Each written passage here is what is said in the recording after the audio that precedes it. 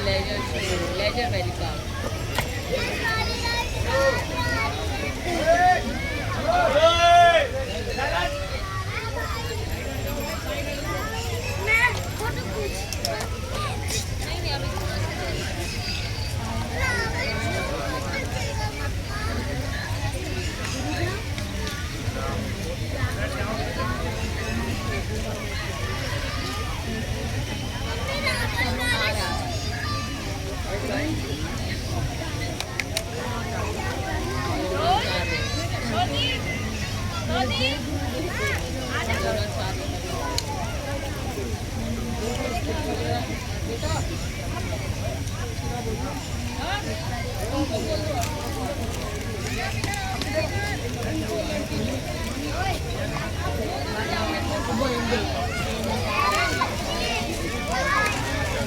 Side होना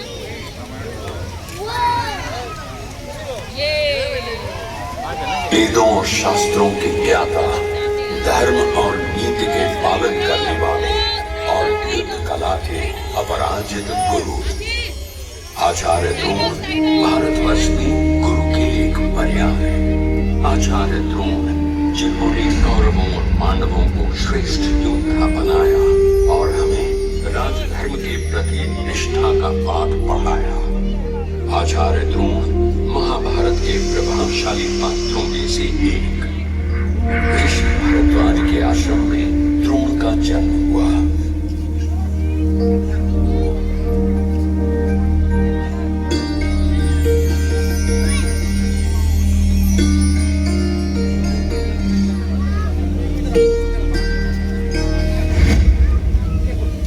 जब ऋषि गंगा नदी के तट पर स्नान कर रहे थे तो उन्होंने घृताची नामक अप्सरा को देखा।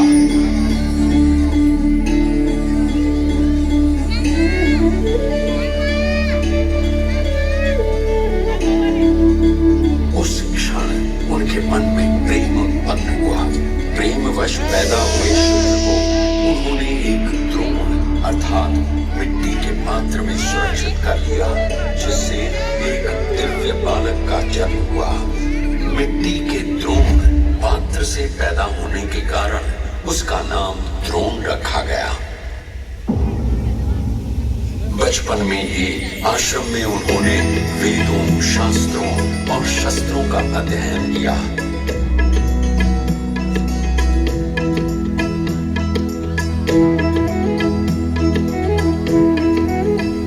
जब विवाह का समय आया, कृपी उनकी पत्नी बनकर आई।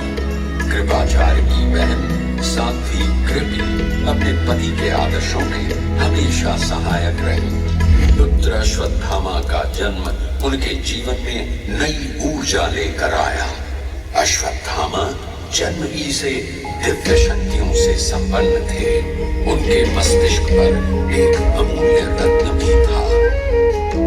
क्षत्रियों का संहार करने के बाद परशुराम अपना सर्वस्व ब्राह्मणों को दान कर रहे थे।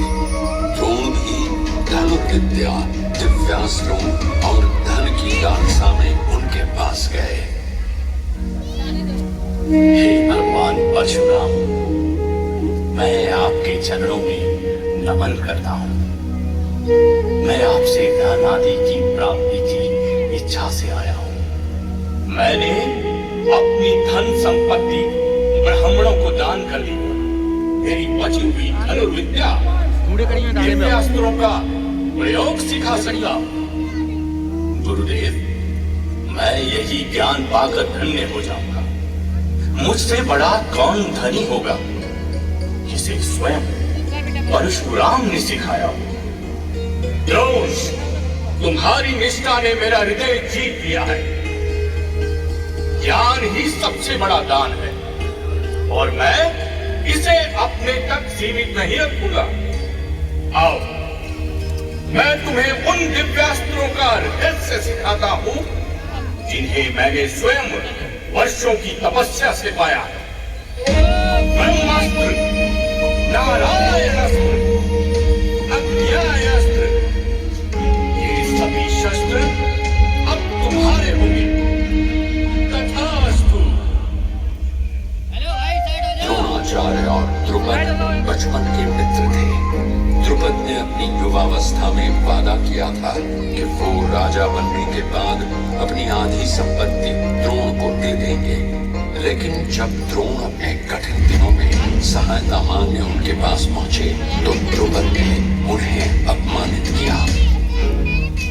द्रोण, मित्रता केवल समान लोगों के बीच होती है।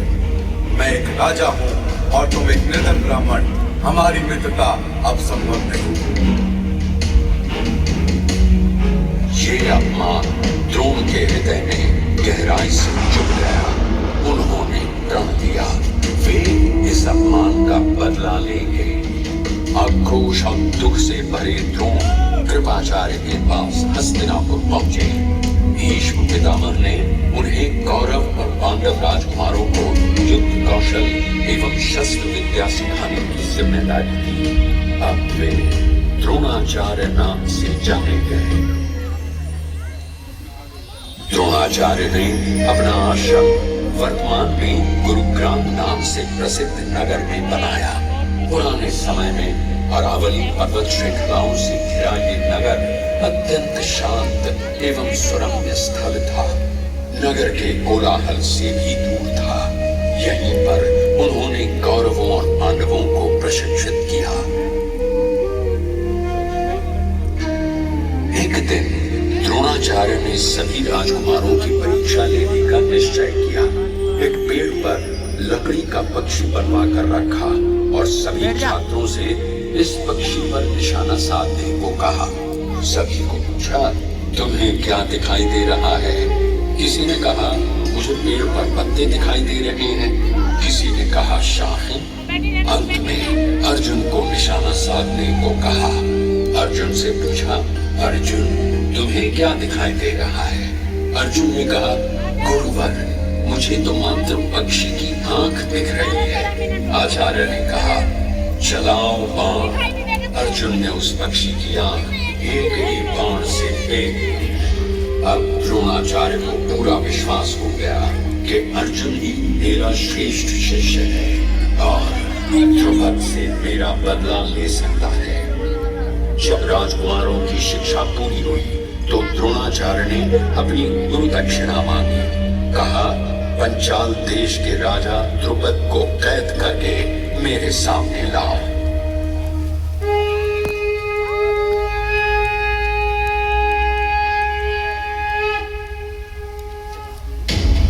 युद्ध की हुंकार हुई। द्रुपद परास्त हुए और कैद कर लिए गए। द्रोण ने द्रुपद से कहा, क्या अब मैं तुम्हारा मित्र बन सकता हूँ? द्रुपद लज्जित हुए और माफी मांगी। उदार दिल द्रोणाचार्य ने उन्हें आधा राज्य वापस देकर आदर के साथ विदा किया। आखिर वो समय भी आया। कौरवों और पांडवों के बीच का विशाल महाभारत युद्ध, जिसमें भारतवर्ष के सभी राजाओं ने भाग लिया। भयानक 18 दिन, जिसमें हर दिन अनगिनत योद्धा मारे गए और धर्माधर्म की सीमाएं बार बार टूटती नजर आई। भीष्म पितामह शरशैया पर थे। द्रोणाचार्य अब कौरवों के सेनापति थे। उनका पराक्रम और रणनीति अद्वितीय थे। उनके नेतृत्व में कौरव सेना ने कई महत्वपूर्ण विजयें प्राप्त की। उनकी दिव्य विद्या और अजेय रणनीतियों ने पांडवों को बार बार पराजित होने पर विवश कर दिया। भीम और अर्जुन जैसे महायोद्धा भी द्रोण के सामने टिक नहीं पा रहे थे। चक्रव्यूह में फंसकर निहत्थे अभिमन्यु की हत्या हो चुकी थी। पांडव और श्री कृष्ण को द्रोणाचार्य के अश्वत्थामा के प्रति आसक्ति भरे पुत्र प्रेम का भली भांति ज्ञान था। श्री कृष्ण ने युधिष्ठिर से कहा, द्रोणाचार्य अश्वत्थामा से अत्यधिक प्रेम करते हैं। यदि उन्हें विश्वास हो जाए कि उनका पुत्र अश्वत्थामा मारा गया है तो वे अपने शस्त्र त्याग देंगे। सेना में अश्वत्थामा नाम का एक हाथी भी था। भीम ने उसका वध किया और जोर जोर से चिल्लाया, अश्वत्थामा मारा गया। द्रोण वे सुनकर स्तब्ध रह गए। उन्हें विश्वास नहीं हुआ। उन्होंने युधिष्ठिर से पूछा। वे मानते थे कि युधिष्ठिर कभी झूठ नहीं बोलेंगे। योजनानुसार युधिष्ठिर ने कड़ा मन करके कहा, गुरुदेव, अश्वत्थामा मारा गया। जैसे ही वे कहने लगे, मनुष्य नहीं हाथी। पांडवों ने शंख ध्वनि की आवाजें तेज कर दी और युधिष्ठिर के शब्दों की आवाज कम हो गई। युधिष्ठिर की ये बात सुनते ही अपने प्रिय पुत्र के मारे जाने की शोकाग्नि के ताप से वे संतप्त हो उठे और अपने दिव्यास्त्रों का प्रयोग बंद करके उन्होंने पहले की भांति युद्ध करना बंद कर दिया और ध्यान मुद्रा में बैठ गए।